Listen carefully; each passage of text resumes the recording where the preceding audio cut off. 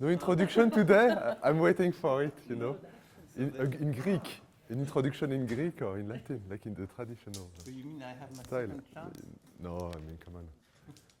Okay, so yesterday people told me, oh, you get, well, but the very end was a bit difficult. It was going so fast.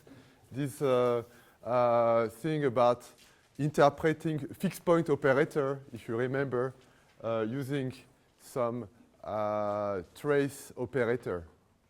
You remember that? So I said, well, so I've put everything on the web. So you can go to my homepage and get the slides so you can do the little string diagram movie at home if you like, or just here right now if you wish to. Sorry? On my web page, so it's quite easy. If you type Melliès, yes, you will get it. Or go to Georges Melliès for, yes, different kinds of movies. Okay, so does it work? You're all online, so. Okay. So, and I will put the slides of this lecture just after it's finished. Okay, so as I told you, in the last lecture, I introduced the notion of category and the notion of monoidal category. But I was very careful to explain that it's a tool to organize data. Okay? And a perfect illustration of this is so-called game semantics, where in fact what we're going to do is to have a category where if you like, remember a category is a graph, okay? So the vertices of the graph will be games, and the edges of the graph will be strategies, okay? But the point is that these strategies, in fact, and these games, in fact, they should be understood as transition systems, okay? So really, the idea is that we have a beautiful kind of legacy, tradition in concurrency theory, okay, so transition systems and so on. And one difficulty has always been to connect this tradition to type theory, okay? So what is the type of a process? It's not an easy topic. It's still, a subject of a lot of research. But here, so using this categorical approach, there is for some part of transition system theory, concurrency theory, and type theory a perfect bridge. Okay, so when one has such a perfect bridge, and you will see it's very nice, then the question is how to extend it to have more, if you like, features in your programming languages, and more, extended notions of concurrent interaction, like, for instance, all these discussions about, again, low-level languages or race-free programs and these things, okay? So what I want to do here is take a very simple, if you like, fragment of concurrency theory and a very simple fragment of type theory and show that they match perfectly well, okay? So, and really, the starting point is game semantics, okay? So what is the idea of game semantics? Is that, well, every formula initiates a dialogue, okay, between two people. So there is the guy, player one, who wants to prove the property. He's convinced of the property, okay? And of course, he needs a player two, the refutator, okay, who tries to refute him. He tries to show that doesn't work, okay? And if you think about, mathematics, it's full of that, okay? when you prove a theorem, the first thing you do to explain it properly is to show that all the little hypotheses you put are important, because if you relax one, then you have a counterexample, okay? And that's the way we learn mathematics, okay? But in fact, these counterexamples are kind of, you could think of them as some kind of refutators, okay? So then you need that in your theorem, you have all the good hypotheses so that things work properly, okay?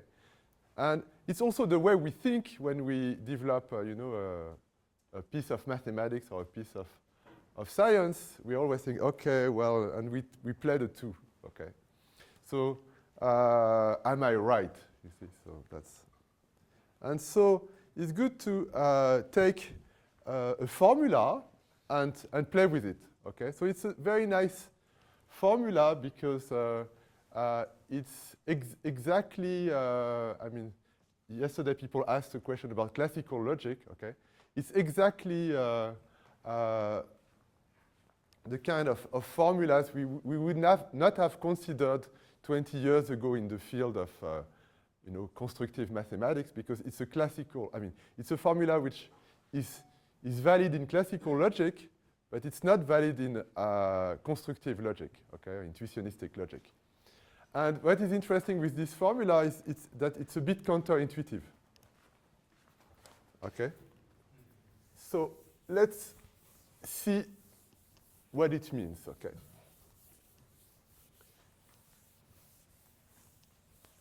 So I just erase so you can enjoy it, okay? So, of course, the formula and its proof in classical logic. So this is a proof in classical sequent calculus, okay? And what does the formula says, okay? So, and that's the reason why it's called the drinker formula, okay? Is that when you enter into a pub, and this is first order logic, so the pub should be non-empty, okay? Very important, okay? So when you enter into a pub, there is a guy, yes, yes, there is a guy, a customer, Y, okay? And A of Y means that Y is drinking, okay? So the guy is so sober that if he drinks, everybody else in the pub drinks, okay? Do you believe that? Yes. So it's a fact, and that's the proof of the fact in classical logic, so it's not a very big proof, it's not a very complicated thing. And the mathematical account of that would be to say that every formula is true or has a counterexample, okay? So here, the sober guy is the counterexample. And so if you like, if the counterexample happens to be an example, okay, then it means really the formula is true. And that's what this drinker formula says, okay? So it's a bit counterintuitive because we all know that it's hard to find this sober guy in a pub, okay? And in particular, the formula is not valid constructively, because otherwise that means that we could have a computer, and like there would be a Google application, and we type the name of the pub, and they would say, who's the Y here, okay? There would be some kind of constructive way to give a witness, okay, to that formula, and clearly it's not true, okay? It's not possible. Yes? Would this be true in intuitionistic logic? Could you construct it if the set was enumerable and your predicate was immutable, or terminating? Yeah, you could maybe kind of find a class of formulas very carefully, okay? And then you could say, okay, in that class of formulas, I have this kind of property, okay? But it's okay, why not? But here the point is that this is true for every formula. And you look at the proof, and even if you are an expert in proof theory, well, it looks like, it's not so clear what it does. Okay, you can prove it, you're happy, but, and so really, I would like to convince you that in fact our proof systems, they're a bit like musical scores, okay? We can be trained to learn musical scores, okay? And we can enjoy the symphony behind this proof. But we should think that it's describing something maybe more kind of immediate. And this is the purpose of game semantics, okay? So let's try and let's try and play it. So, because it's a game after all, because game semantics, it says every formula is a game. So how should we play the game? Okay, so it starts by an existential. So I suggest I play the player one. I try to prove this property, and you try to refute me. Okay? So the first thing to do is I say, okay, I should say, because it starts with there exists a y such that ay implies for all x, ax, yes? So the first step, if you like, the first step will be I give a witness, okay, y0. So I give a witness. Because this is the game, okay? Clearly, existential means I should tell you. So who wants to play the witness? Okay. So I should pick someone here in the audience. Yes. Pierre-Louis, do you agree? Yes. Yes. Yeah. So imagine this is a huge pub here, and so we should find a drink. Okay. So good. So yes. So of course, you know, so there is a counter strategy for you, which is to offer a drink to this, yes, immediately, and then apparently I'm lost, okay. But imagine, so what is a bad situation, okay? A bad situation for me is like you're drinking, so you're not that sober after all, but then someone else in the audience here is not drinking, okay?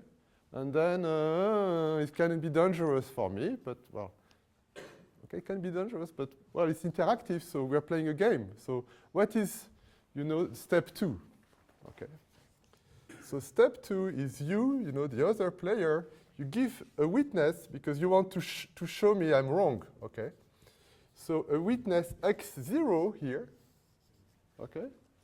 And, okay, what is the bad situation for me? The bad situation for me is, well, a of y0, but, okay, not a of x0.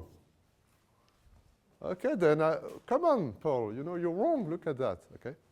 And, okay, I agree, I lost. Okay, so you say, well, come on, you pretend that, but then I have an afterthought. I tell you, but maybe we could play again the game, okay? And you say, okay, well, because we are, I allow that because we are in classical logic, okay? If you were in intuitionistic logic, I would not allow that. But in classical logic, well, come on, yes. After all, we speak about the world, okay? So if you want to play again, you know, I take you again, okay? And then, okay, good. So now, okay, I say I play again, and now I give a witness.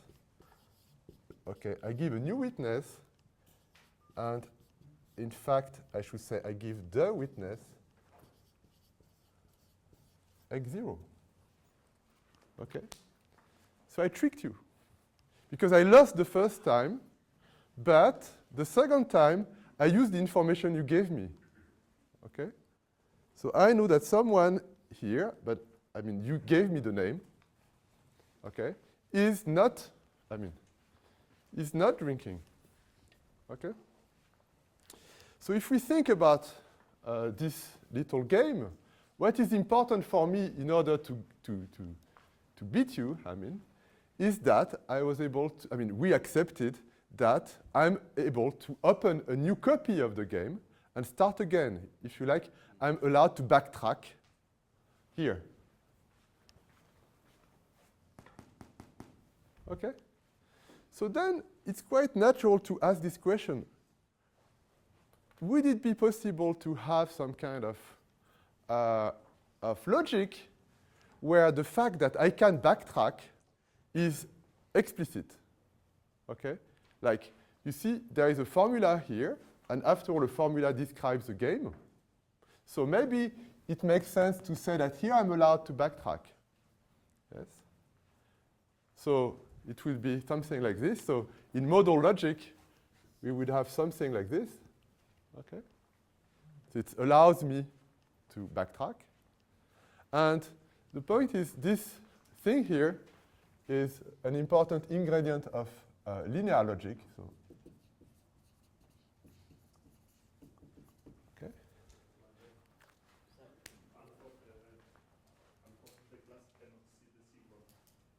Sorry? We can't see quite. Ah, okay, sorry. So I should do this. Yes, enjoy it for a minute and then, yes. Okay, so, yes. So, and so this, yes, less than a minute, yes. We have a schedule, yes.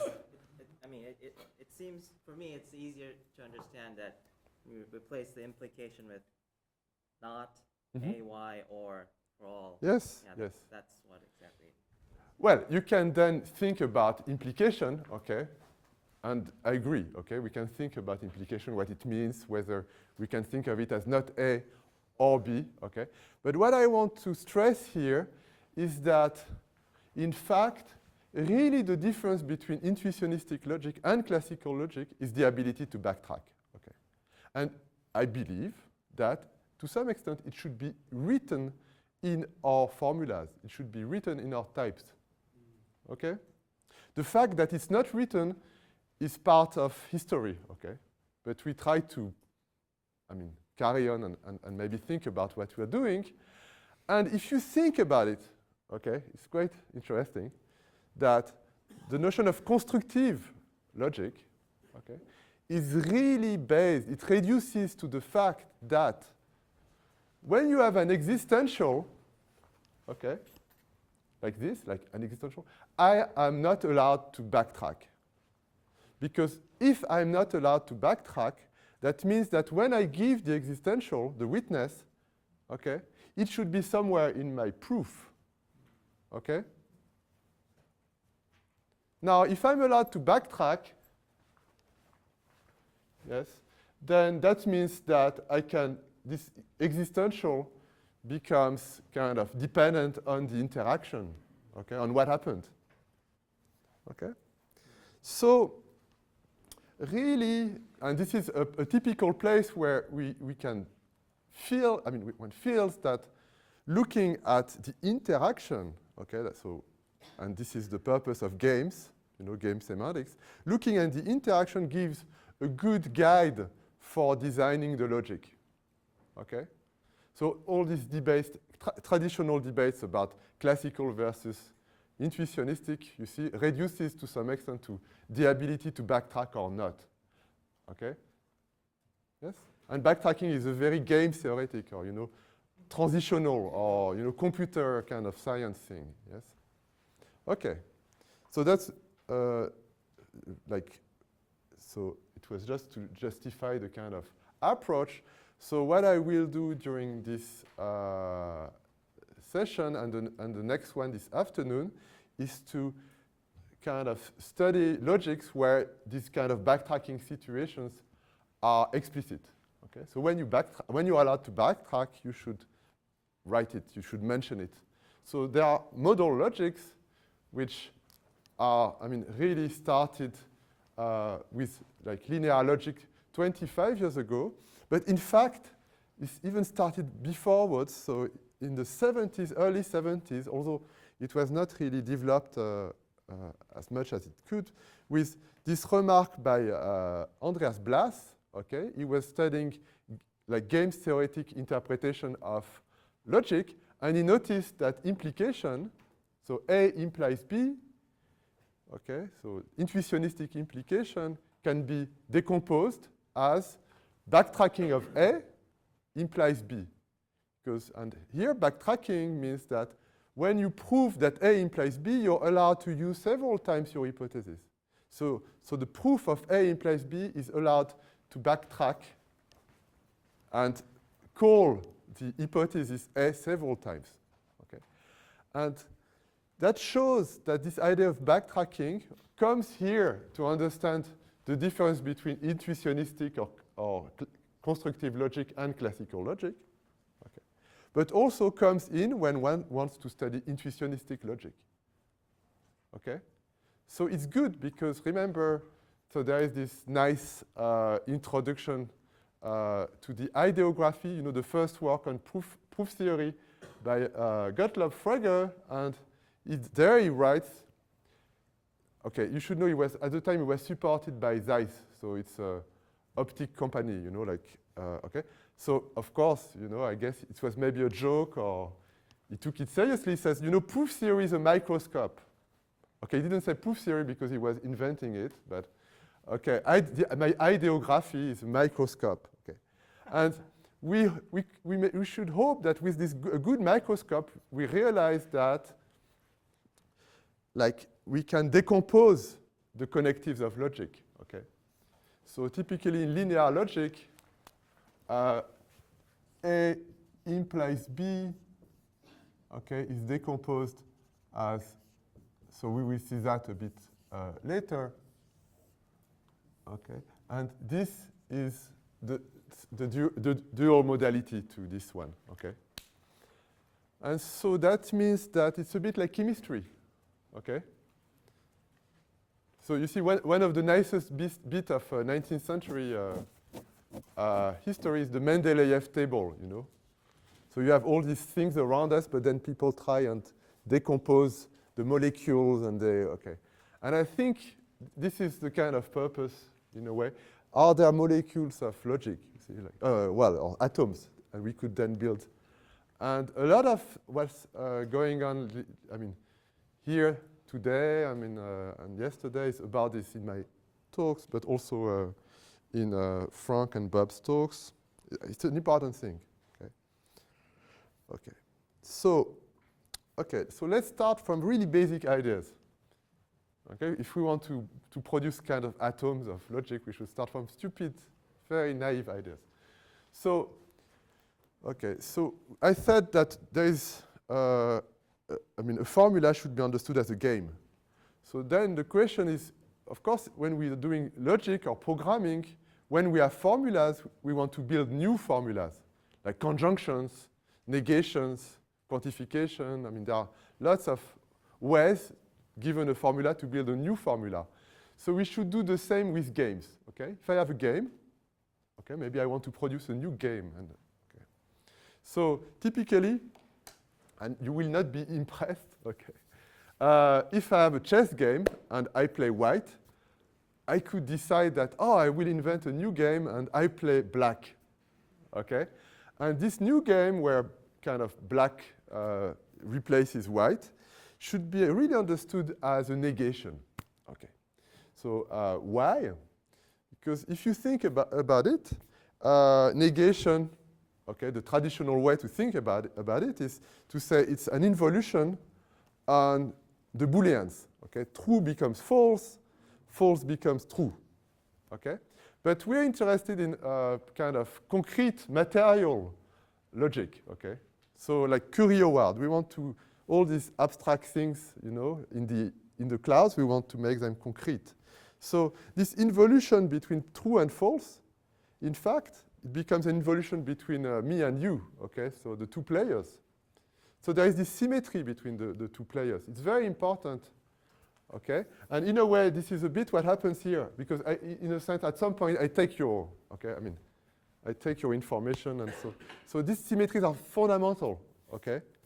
And if we want to think of, you know, like two philosophers, like some kind of physical system, okay, and we study that, I mean, it's very important that we can change the point of view, okay? So, and this is, okay, very simple, okay, very basic, but it's very strongly connected, for instance, to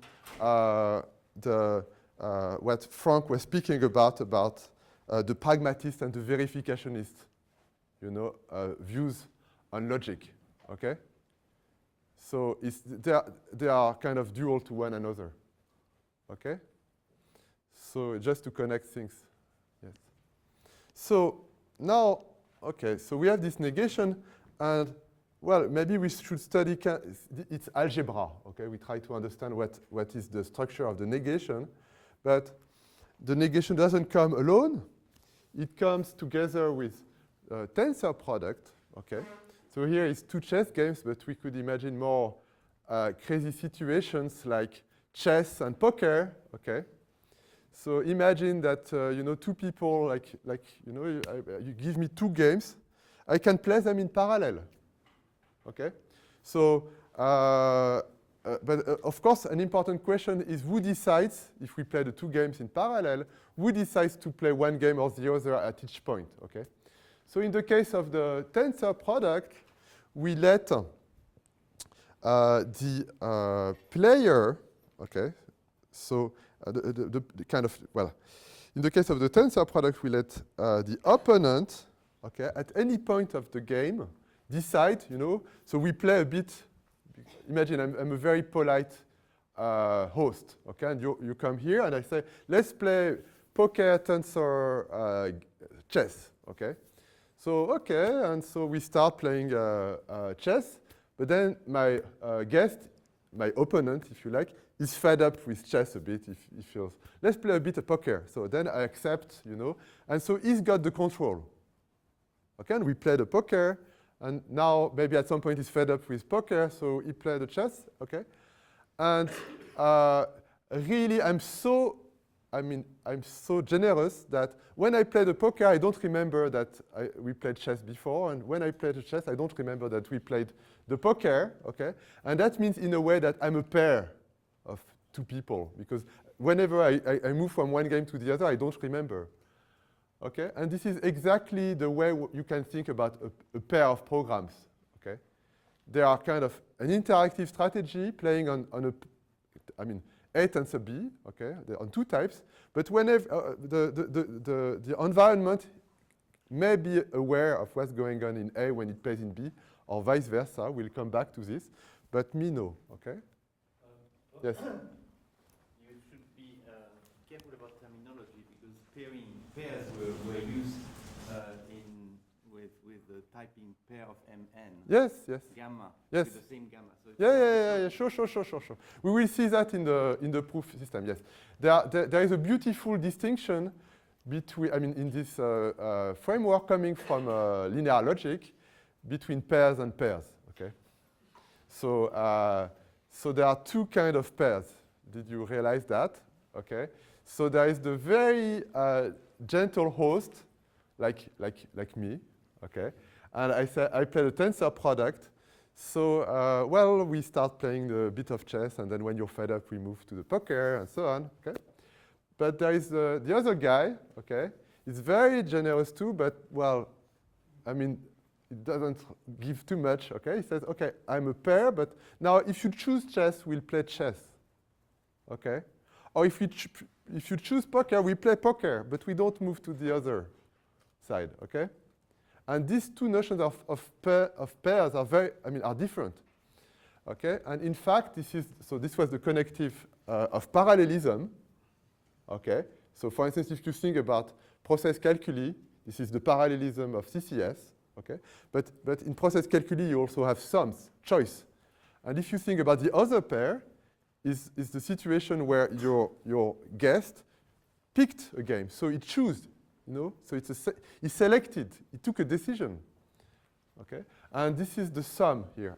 So the sum is the game where, so imagine you're the guest and you play the sum, you pick one of the two games and that's it, okay? And I have to accept, okay? So if there is no context, what is kind of interesting, if there is no kind of gamma, context in the logic, then a program, okay, of type A, so dual to this thing, okay? Imagine you have a program dual to this thing, or a strategy that is able to play on that game and on that game, depending on what the opponent decides, okay? If you decide to play chess, I play chess. If you decide to play poker, so I should have a strategy for both, on both sides, okay? And it's the same here with the tensor product, okay? I should have a strategy on both sides, okay? So in both cases, I'm a pair. But when there is a context, there is so when we think contextually, there is a big difference because in the case of the tensor product, the dynamics is completely different. It's parallelism. Okay. In the case of the sum, there is a choice and that's it. Okay. Yes. We will see that. Okay. So what I mean is just so there are very basic intuitions, and what is important is these intuitions have an effect on the proof systems and on the type theory. Okay. So there is always a fight between the two. Okay. Whereas the type theory induces the semantics, or the semantics, in fact, is telling something about the reasons for the type systems. Yes. So with the tensor product, is the opponent allowed to remember? Yes. So we will see that at some point.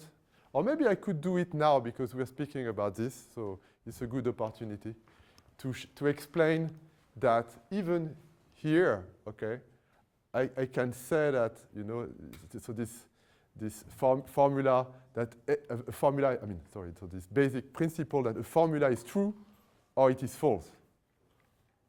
Yes? You agree with me? The formula is true or is false. Do you agree with me? Yes. So it's something we learn, okay? And usually the way we are taught is, well, come on, like it's sunny or it's not sunny. And well, it's quite hard to know from here, you know, there are no windows. Okay, so we remembered it was sunny 5 minutes ago, so maybe we could. And then, you know, our logic training is to say, come on, yes, okay, at some point you can open the window and look. And opening the window means we have so-called models, okay? So, and the window is a model. I mean, we look through it and we look at the model, and in the model, the formula is true or is false, okay? But now remember that we are trying to do everything without models, like in the case of the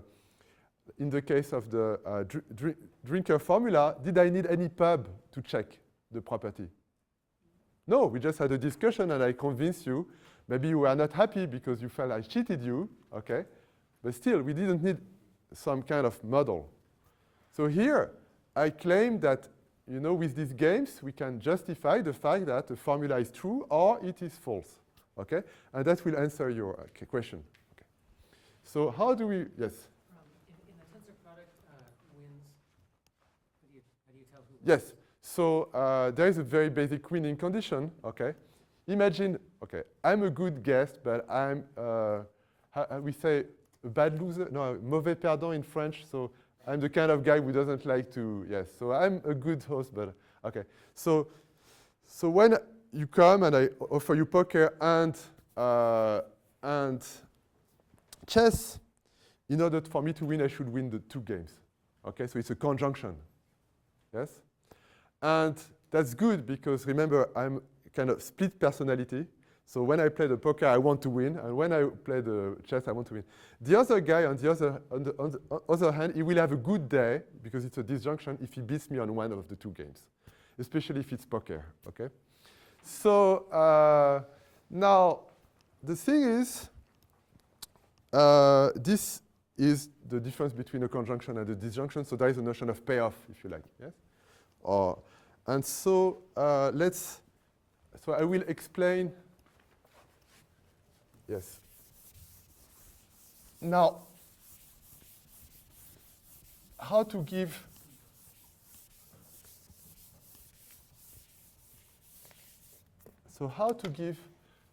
some kind of to be or not to be, yes. Yes, to A or not to A. So, yes, so how should we write this with this tensor product and negations and so on? So, O is, this is conjunction, this is AND. Okay, so we should have some kind of negation in front of it, yes? And then it will be, yes, maybe I should write it like this. That's it, okay.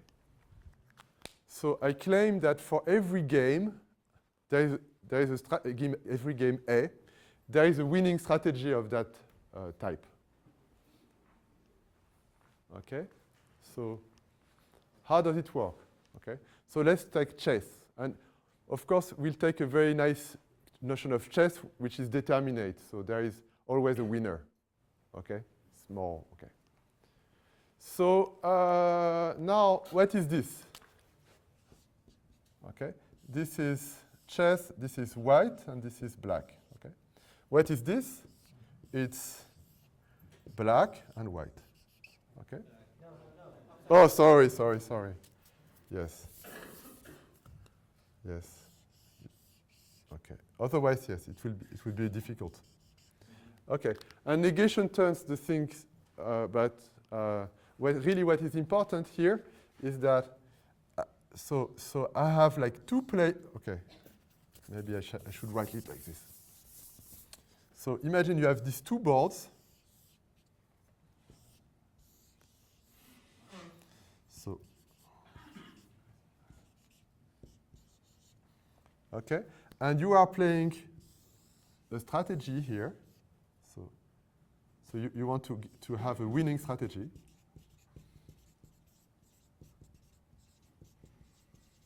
Okay, and the question is there a winning strategy?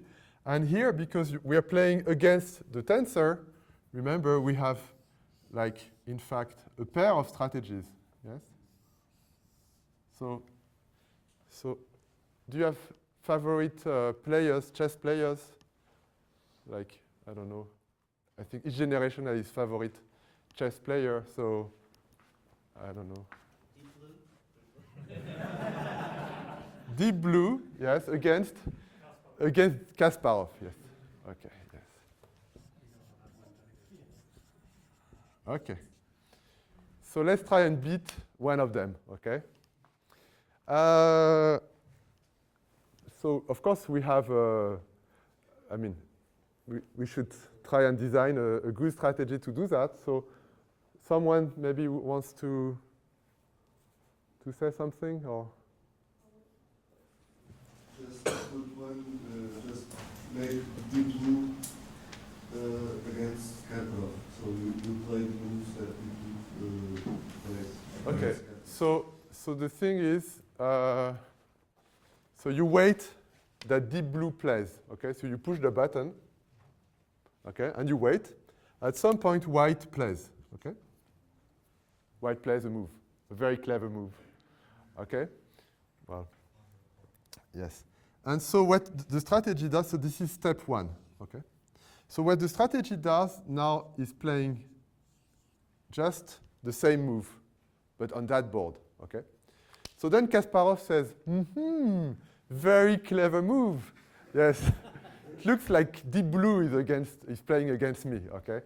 So I should be very careful, and so he thinks a bit, and then he plays the move number 3, okay?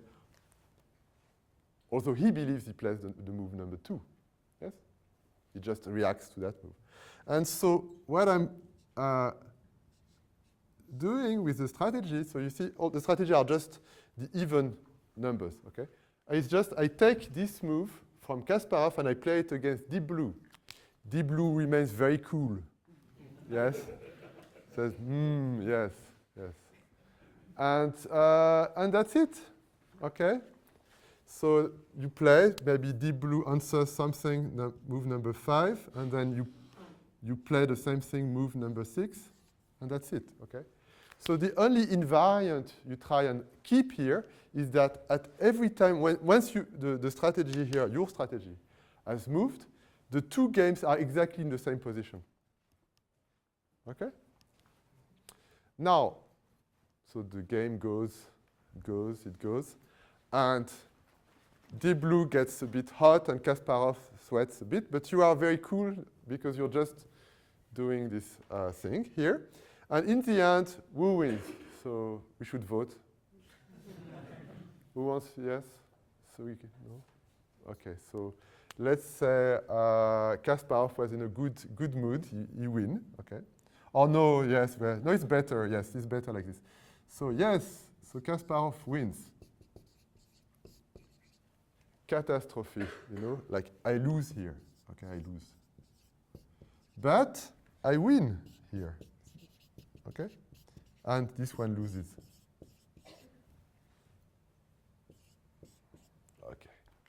And so that means that I lost here, but I win here. So my payoff, if you like, is positive. Because the only thing I ensured is that I play a disjunctive game, you see. So I should win on one of the two sides. You're trying to lose on one side. No, I don't try to lose on one side. I just win on this side, and I'm happy. That's sufficient for me. That makes my day. Yes? Okay? The outer negation means you want to lose. No. Yes, be careful. It's because they are playing the tensor product, and here, so this is in fact what I write like this, and this is they're playing the dual. So that's what I write like this. So they're playing AND. So really they want to win on both sides, and I'm playing OR. Yes, and that's why the formula A or not A is valid, because I've just given you a strategy which implements it. Okay?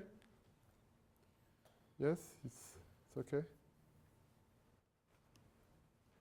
So that means that even if we don't have access to the model outside, I can tell you interactively that it's sunny or not. Okay? If you really want to you can go out and say, oh, I mean, in any way I will have some kind of yes. So I can claim that. Okay.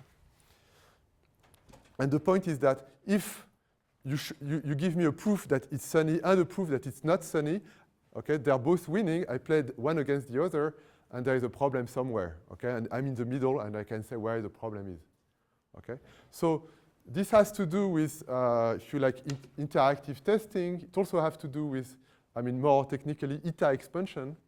Okay, because in fact, when we play these games here, we eta expand the formula. Okay, so each move is some kind of step of eta expansion. Okay, so all this is connected tightly to the syntax of proofs and all the things. But in a way, this is something you can explain to your daughter. Okay, or, yes. Sometimes people say to your grandma, but yes, maybe your grandma is very much learned in other things. So, okay, so that was just a way to explain that. Even with just negation and tensor, we can have fun, okay? And then the point is that if we carry on, we see that these basic intuitions can be organized in such a way, and this is what will be the step 2, if you like, of the lecture. They can be organized in such a way that they look like functional programming. Okay. So we will use this little strategy to interpret lambda terms. Okay. And that's where, if you like, the structure, the algebraic structure, the algebraic kind of framework provided by categories are useful. Okay, because you can build a category and then do these little strategies. They live together, they compose, and it's a very harmonious universe you're building there. Harmonious ecosystem, logical system. Okay, so sum. And now exponentials are about backtracking. Okay, so I said, what do we have? We have negation, tensor product, which is parallelism, sum, which is choice, and then these exponentials, okay? So it is this modality I mentioned. What is it? So it's give me a game like chess, and now I allow opponent to open as many copies of the game as he wishes. So whenever opponent is embarrassed, for instance, he plays the first, okay, he starts a new copy. And at any point of the interaction, opponent is allowed to come back to a previous copy, and so it's very free. Okay? Whereas player is kind of bound to play exactly in the same way on each board, okay, typically. And the nice thing about this is it enables to interpret recursion, okay? Because if you call a procedure several times, clearly the procedure will behave, I mean, typically in a deterministic system, it will behave in the same way each time you call it, Okay? So it's really exactly the situation where the opponent decides to open a new copy and the player will play in the same way. Okay? So typically, when we implemented that, I played the role of the opponent who can open a new copy. So I open a second copy and then I win on the second copy. Okay? So we are speaking about payoffs, okay, winning conditions. Here, in order to win, the opponent is you know, he has a lot of power because he can open new copies. It's sufficient to win on one copy. Okay, this is what happened before. Like, you know, I lost the first copy, but I win the second copy. That's fine. And here, well, that's and the point is with these four connectives on games, we can interpret intuitionistic logic or classical logic. I mean, it's a kind of and the important thing from a computer science point of view, programming language point of view, is that negation has to do with continuations. Okay, so if for people who are aware of like continuations, continuation passing style, and so on, is the kind of simplest possible algebra of that here. Okay, and what is interesting is that we can develop the algebra, and it's pretty rich. Okay, in particular, of course, we can embed our programming like function, like lambda calculus, simply type lambda calculus, and beyond. But it tells us interesting things about proofs, lambda terms. Okay, so I will give you an example here with sequential games. Okay, so sequential games is the simplest possible way to do games and logic. Okay, so there are just trees. Okay, alternating trees. Okay, and so alternating means that it's a tree where every edge is a move played by either player or by opponent. And so the interaction between two proofs is just a branch in the tree. Okay? So you can think of it as a decision tree, but where every decision is taken by player or by opponent. And it's so well organized that every trajectory, every branch in the tree is alternating. Okay? So it's a very simple model of computation. It's a very simple notion of transition system, if you like. So it's really at the level of, it's like a two-player language or two-player automaton. Okay? Very simple.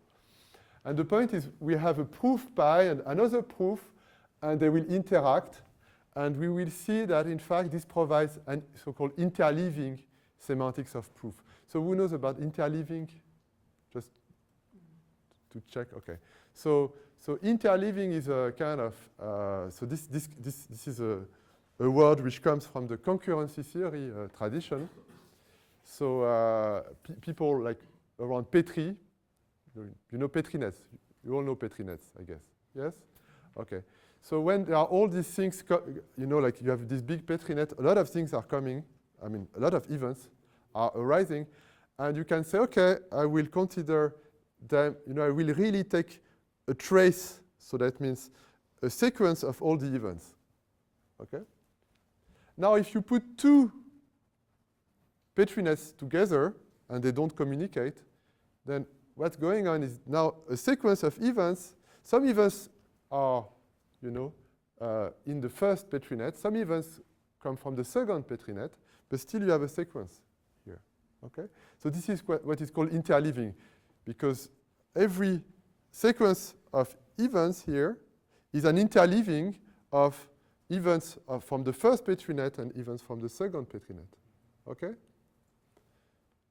Okay, so it's a bit like, you know, I see you, I mean, I'm a bit alone here, but I see you're all here. If we decided that all the little things that happen in the room, I should write them, and I build a huge sequence, okay? And like this one, you know, it did this, and this one did this. It would be a crazy notation, okay? And so, but still, this is the way it's done here, and we will see next, you know, with what I call asynchronous games, how to organize it maybe in a more concurrent way. But at this stage, it's a very simple model like this. And so it has the appeal of simplicity, yes? So what is a sequential game? It's simply defined as a set of moves, a set of plays. So a play is simply a word on the moves, okay? And even you can think that it's a non-repeating word of moves, okay? So no move is repeated, but well, it's up to you. And then so really, here you can, if you are given a set of moves and a set of plays, you can think of it as a tree, okay, a rooted tree. So the root is the empty play, and then, the empty word, and then you have this. Yes. So,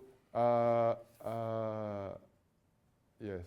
And the only novelty is that now every letter, if you like, every move has a polarity.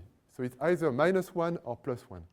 And this polarity says which player -1 or player 1, okay? Player is +1 and opponent is -1, is allowed to play that move. And that's it. Okay? So it's pretty simple. So a typical example is this game, okay? So this is the Booleans. So where a question, okay, is asked by the environment, so the opponent, and then the player answers true or false, depending on the value he has in mind, okay? So here, you see, it's very simple. It's a tree, and every trajectory, every branch starting from the root is alternating. So blue means opponent, and red means player, okay? I mean, it cannot be simpler. Do you agree that it cannot be simpler? Yes, so we would typically take, prefix-closed sets of plays, okay? So if I have a long play, then if every prefix is also a play, yes. So now, what is the strategy there? It's quite simple, okay? Essentially, it's a subtree which is branching on opponent moves, okay?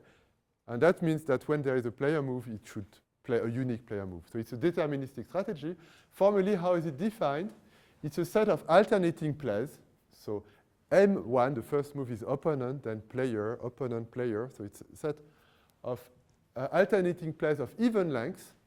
Okay, so the last move is a player move, such that sigma contains the empty play. Sigma is closed by even length prefix. So if SMN is in sigma, then S should be in sigma. And then sigma is deterministic. That means if SMN1 is in sigma and SMN2 is in sigma, then N1 is equals to N2. Okay? And that simply means that S is a play, okay? So it's a branch of the tree. Then M is played by the opponent, and the strategy should pick one of, at most one move N1 or N, okay, reacting to the move M. And that's here that we see that it's so that this strategy is a subtree, but which is only allowed to branch on opponent moves. Yes? But so opponent maybe decides to go in that direction, then the strategy goes in that direction, in a unique direction, okay?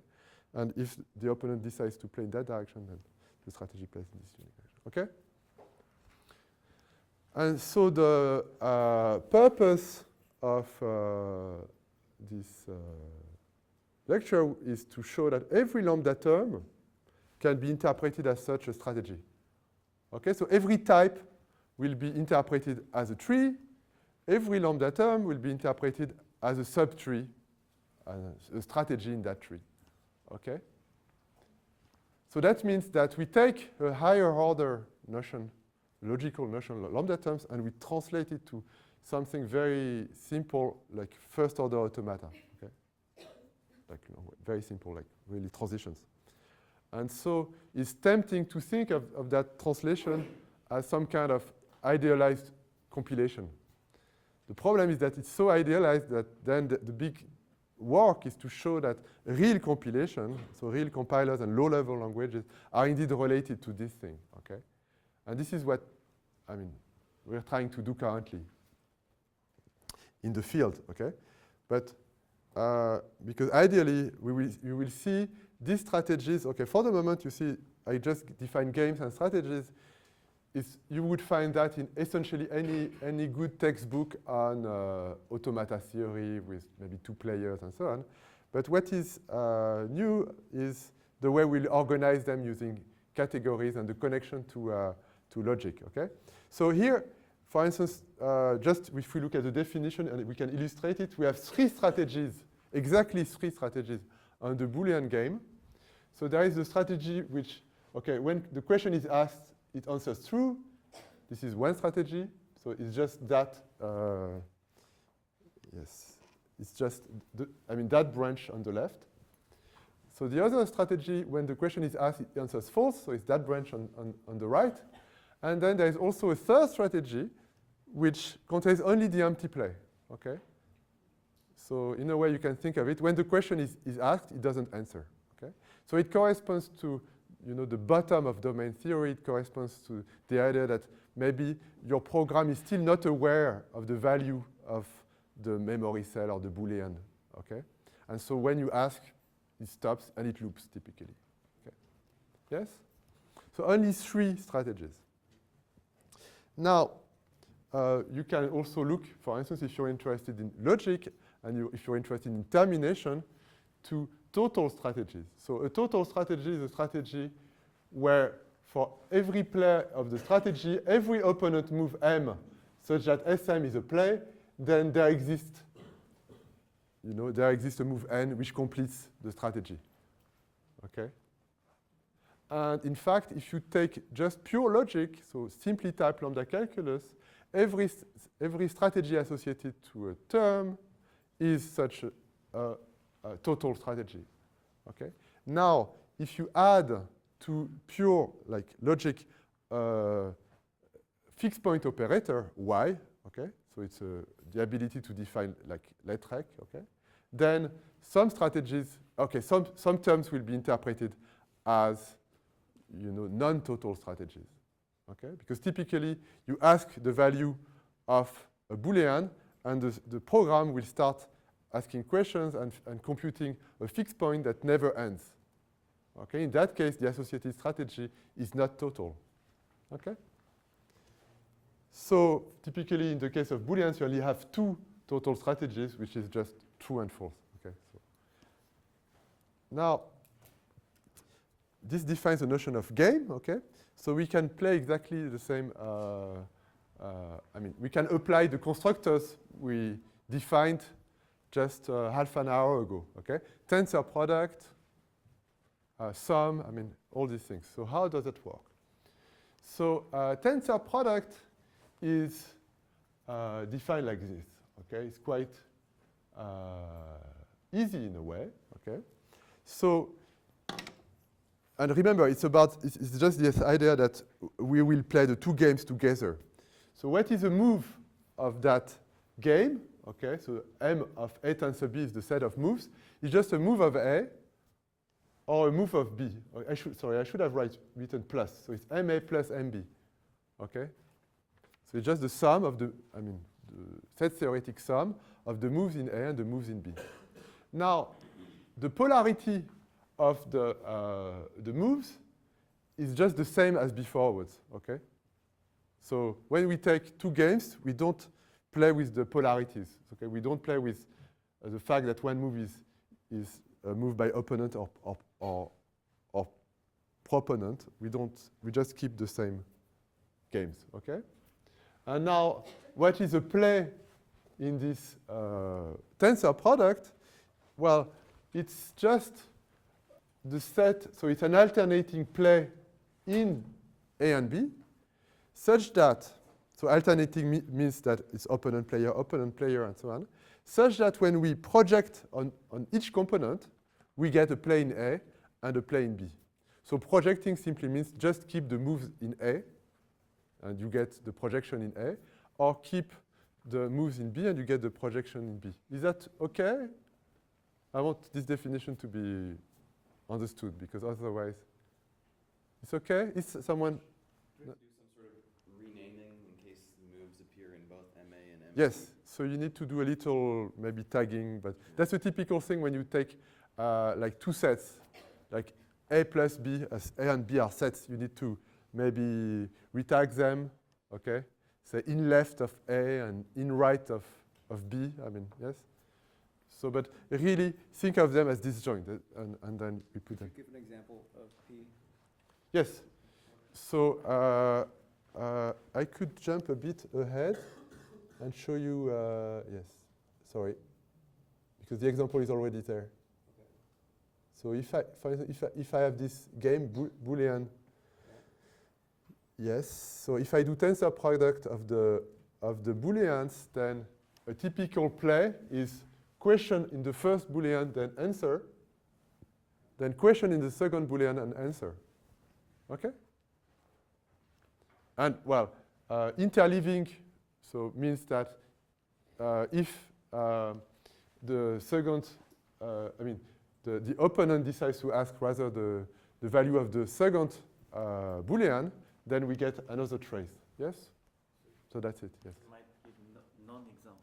Yes, I will give non-examples. Yes. So the player is required to respond in the same game that the opponent. So yes, that's a subtle thing. Yes, because you see, I gave really apparently the definitions are minimal, but in fact they induce a lot of little important consequences.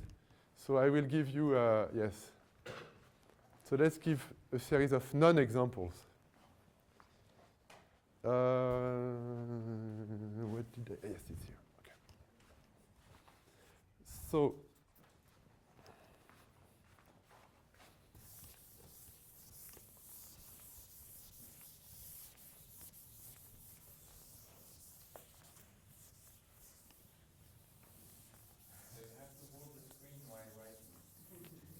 yes, but I will be more careful this time. I will.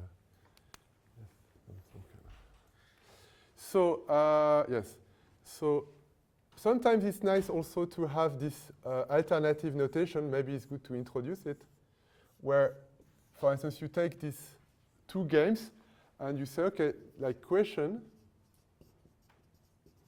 okay, and then so I will give, for instance, true and question false. Okay. So this is a sequence of 4 moves. 1, 2, 3, 4. Okay. This is a question by opponent. So this is like minus. This is plus, minus, plus. Okay. And this is exactly. So you can. I mean, you see this notation is quite nice, quite handy because you can. Okay. So I'm back to the examples. Yes. So this is another way to draw this one. I think maybe yes, I should.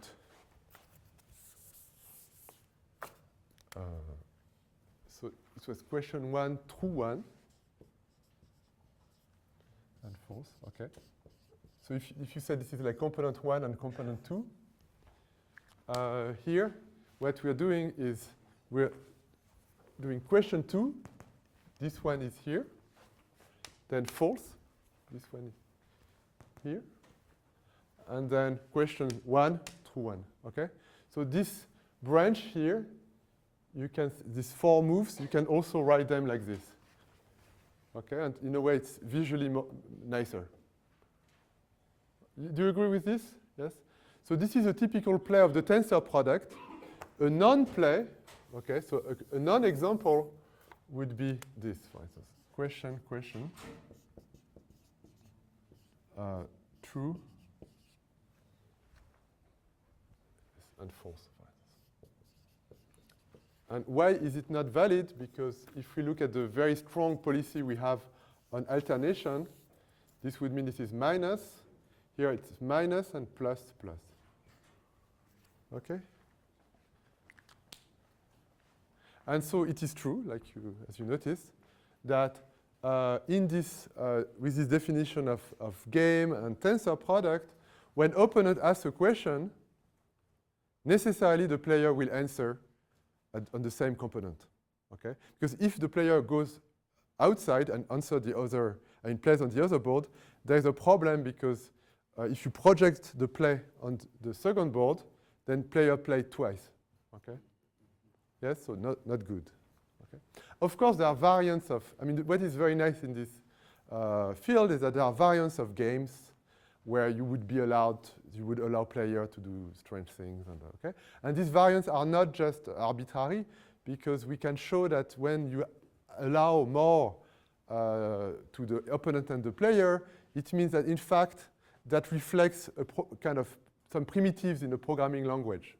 Okay, so typically if you try, okay, so typically we can start from the language, like here we will interpret lambda calculus inside as strategies, but if we have more strategies, we may be interested in understanding exactly what the new strategies correspond to in the language. Okay? So typically, we could have extended notions, and this extended notion of strategies, where opponent or player could jump in a kind of erratic way, would correspond to higher order references in programming. Okay? Because in higher order, when you have higher order references, you can do, you can have like kind of new strategies implemented by the memory cell and so on. Okay. But here again, you see I'm trying to focus on a very simple model. Very intuitive, I think. You see where everybody is forced to be alternating. So that's the tensor product, then there is the implication. So it's a linear implication. And again, so I should have put a sum here. So it's M, the moves in that game A implies B is just a move in A or a move in B. Okay? So the only difference really with the tensor product is when I give the polarities, okay, to my moves, I change the polarity of the moves in A. So what is player in A becomes opponent in A or B. Okay?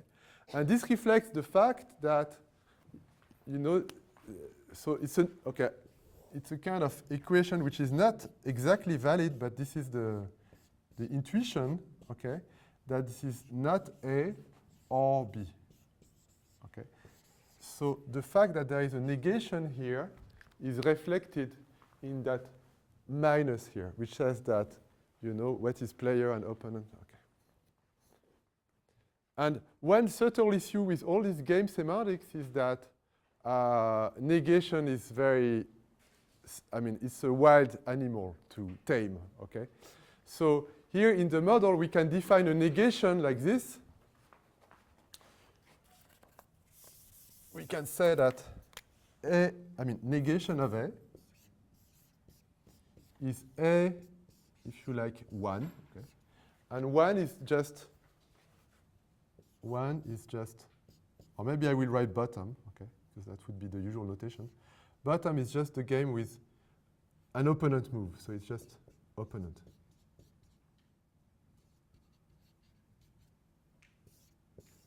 Okay, so if you think about this, in that case, the game you get is just the game where, so A implies bottom, okay, is a game where every move by opponent is played by player, and every move by player is played by opponent. Moreover, because all our games start by opponent, you should lift your game with an opponent move. Okay? So for instance, the negation of Booleans, okay, well, now the player has the value of the Boolean and the opponent gives the answer, but our games should always start by opponent, so we lift it. So we get something like this.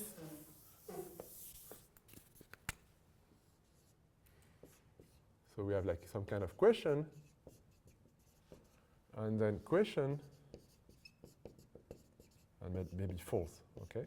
But here, be careful, this is like opponent, this is player and opponent, okay?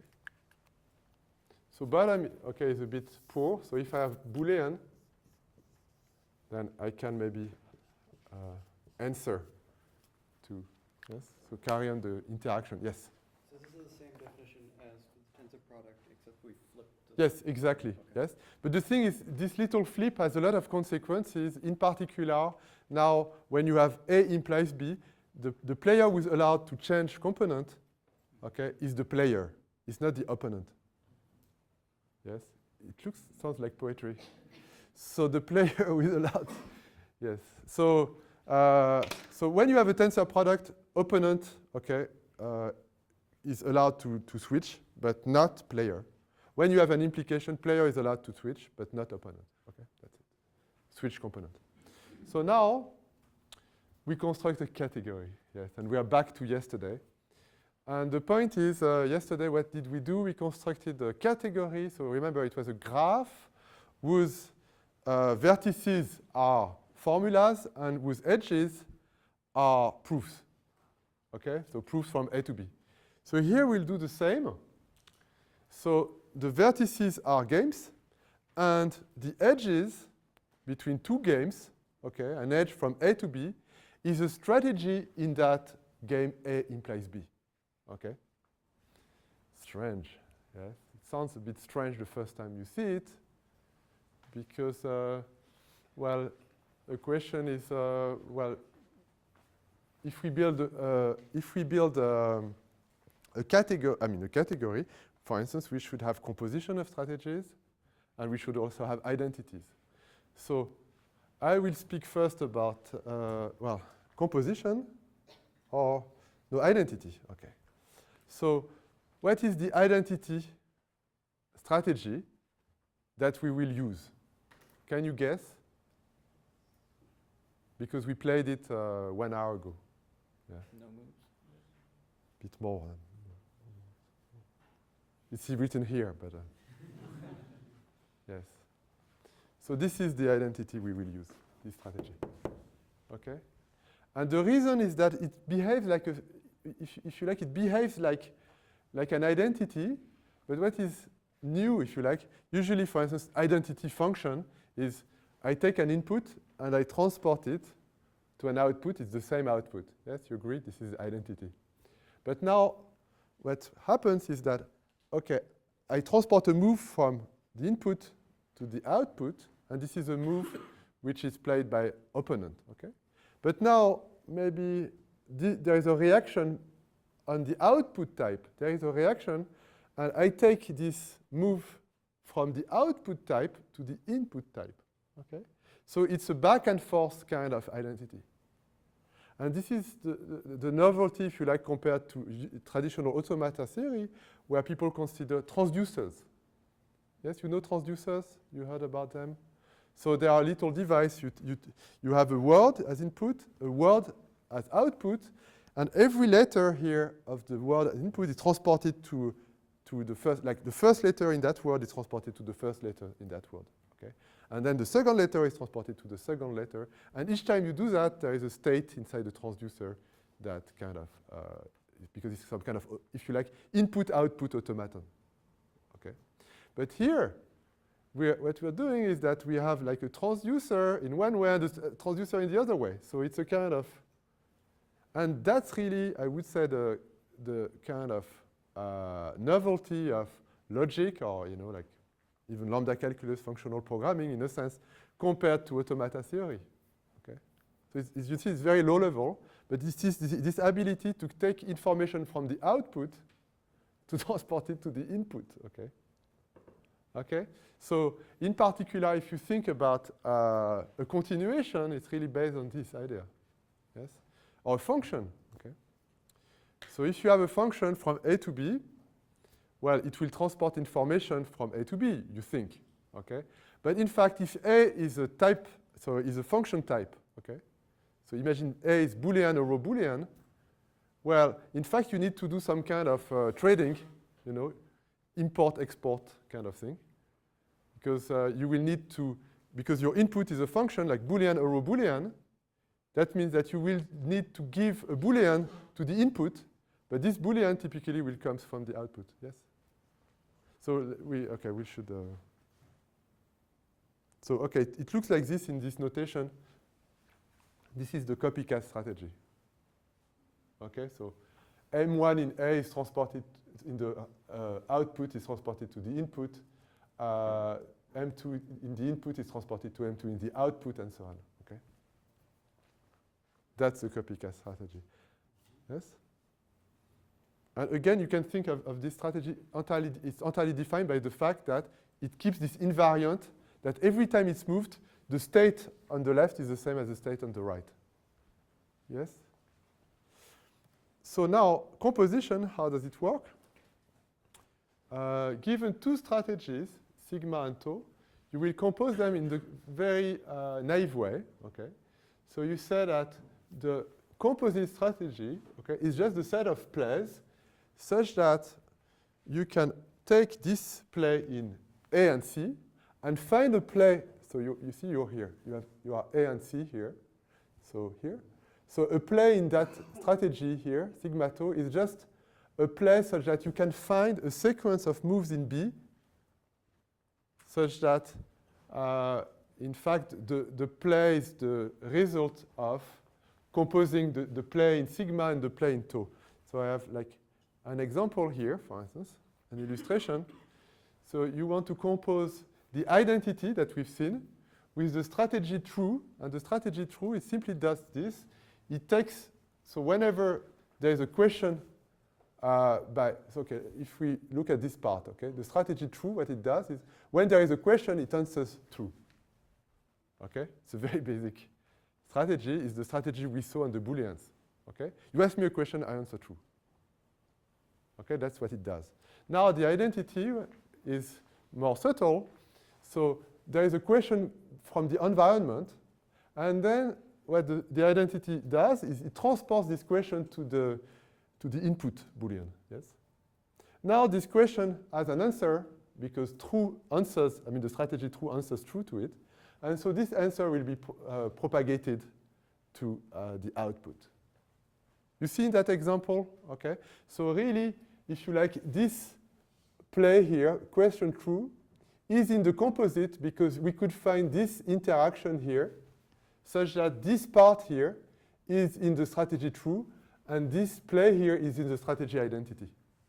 Okay? So it's really like taking a play in the strategy here and the play in the strategy here and gluing them on their border, and the border is that play. Yes? Do you see what I'm doing? Yes? So all the people I know, they say yes, and the others say yes. So how much time do I have? Because I didn't. 5 more minutes. Okay. You do? Okay. Yes. So here you see you can think of true as a little software component. You know, it gets a question and it answers true. Then identity is just propagating the questions and the answers from the output. Yes, I mean this is like an environment asking a question. The question is propagated here. The strategy true answers, and then the answer is propagated. Okay. You can also think in this very naive way, but formally, this is defined like this. Okay, and you can look at the slides and think about them, and you will see that this matches. Yes. So the definition, really, maybe I should say it again, is a play in the strategy, in the composite strategy, is a play such that there exists S, a play in sigma, T, a play in tau, such that when you project U on A, you get S projected to A. When you project U on C, you get T projected to C. And when you project S on B, it's the same as T on B. Yes? So it's really this idea of gluing together two plays. Okay? Now, the point is this composition of strategy is associative. Okay, so this defines, we will see a category with the, with the identity. So I gave this example. Okay, this is when the identity interacts with the strategy true. But of course, the identity could also interact with the strategy false.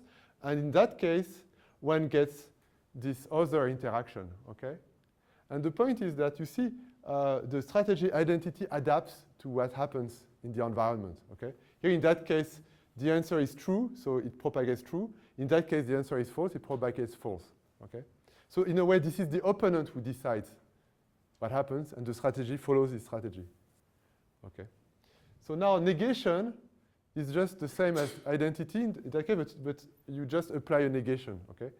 You see the question is asked on the output, then the question is propagated here, and then the strategy true answers, and then the strategy negation takes the answer and just negate it. Okay? So very basic thing. So what is very important here is that, so and I will conclude with this. I will give the example, and I will do the, I will carry on this afternoon. But so here, the important isomorphism is this one. That if you take A tensor B implies C, okay? This is isomorphic as games, so it's the same tree, as A implies B implies C, okay? So I guess that reminds you something, especially if you are used to type systems or ML, okay? It says that if you have a program which takes a pair, okay, AB, it's the same as a program which takes an element of A and and then an element of B. Okay, they're isomorphic. And this isomorphism says technically, and I will not define it here, that the category is monoidal, okay, but also something called closed, okay. But really it has to do with this isomorphism. So I think it's worth thinking about the underlying games, and you see it's kind of immediate because, you noticed, tensor and implication are defined essentially in the same way except for the polarity of the moves. So here, when you do A tensor B implies C, you reverse the polarity of all the moves AB. And here, when you do that, you reverse first the polarity of the moves of A, and then the polarity of the moves of B. And so they're isomorphic. It's quite immediate, yes. And now, this enables to interpret so-called linear lambda calculus. So lambda terms which contain only one instance of each of their variables, okay? Even exactly one instance. So I will give an example here. So, and then after this example, so I have these two things. I'm finished for this morning. Okay. So what is this? Okay.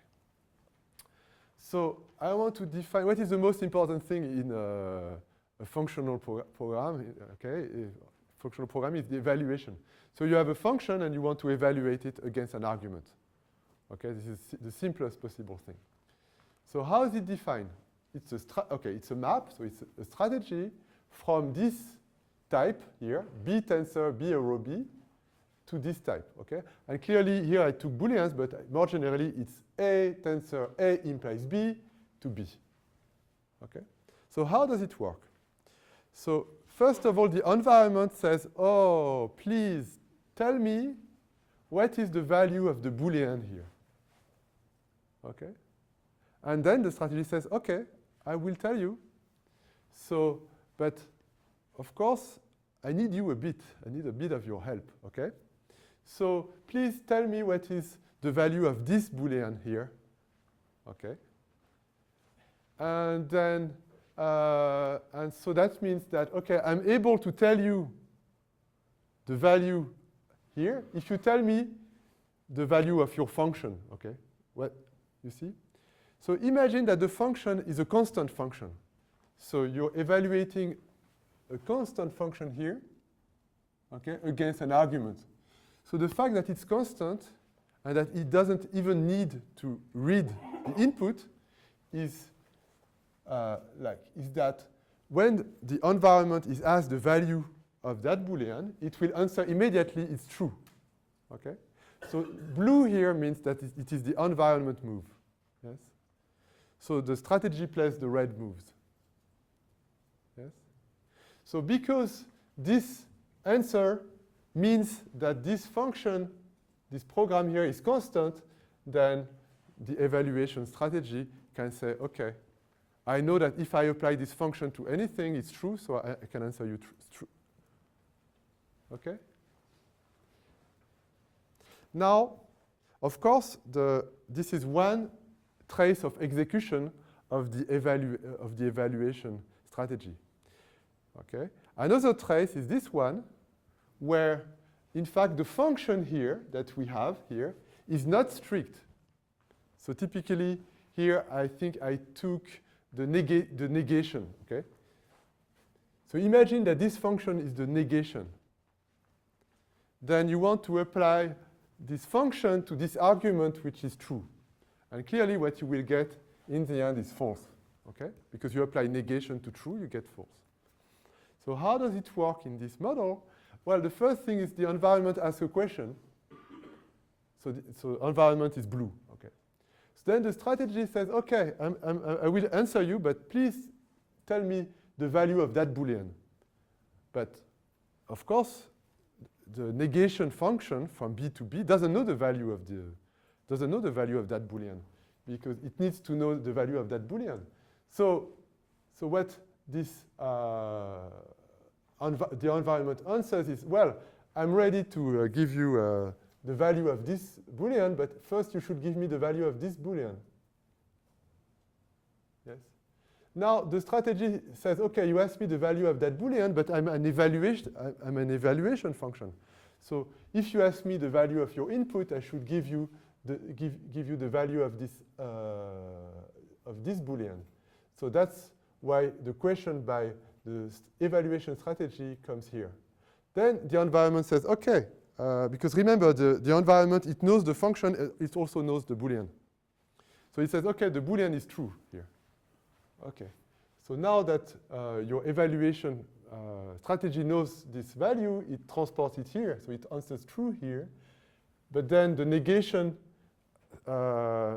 function transforms this true into a false, and this false is transported here by the evaluation function. Yes? So in the end, you get this interaction. So there are 8 moves, okay? But these 8 moves describe exactly the interaction of an evaluator in front of a function and an argument. Okay? So roughly what it says is the environment has the value, then the evaluator has the value of the function. The function doesn't know, so it requires an argument. The argument is also provided by the environment, and then the evaluator here just takes this value here, transports it here, the function negation is applied, and then it's transported like this. Okay. So, and in fact, so this is the interpretation of that function here. So the strategy which I've shown you is the strategy associated to that lambda term. So we have lambda f, lambda bool, f applied to bool. Yes, I mean, that's the evaluation. And in fact, the structure here of this strategy is hidden here. Okay? So in particular, the fact that when the question is asked here, the first move by the strategy is this question here, is because we have an f here, which is the first, if you like, it's called the head variable of the lambda term. Okay? And this says that the value here first needs to know the value of the function, or the kind of behavior of the function. Okay? Now this function is negation. Okay? So it needs an argument, and the argument, okay, is, so the function asks the value of the argument. But now, this argument is the b here, okay, so this is the Boolean.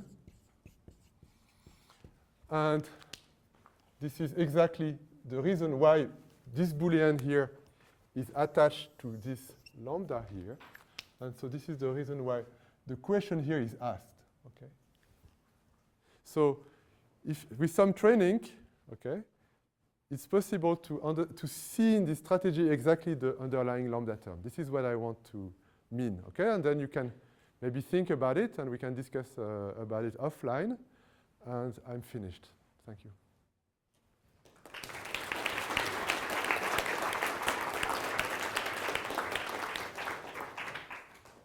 So are there questions or no questions? Use the silently isomorphism there. Sorry? Use the isomorphism silently. I mean, the tensor product, but this is a curried one. Yeah. What do you mean? Sorry. You really meant the pair, but you used the isomorphism. Ah, yes. I used, yes, I saw this as,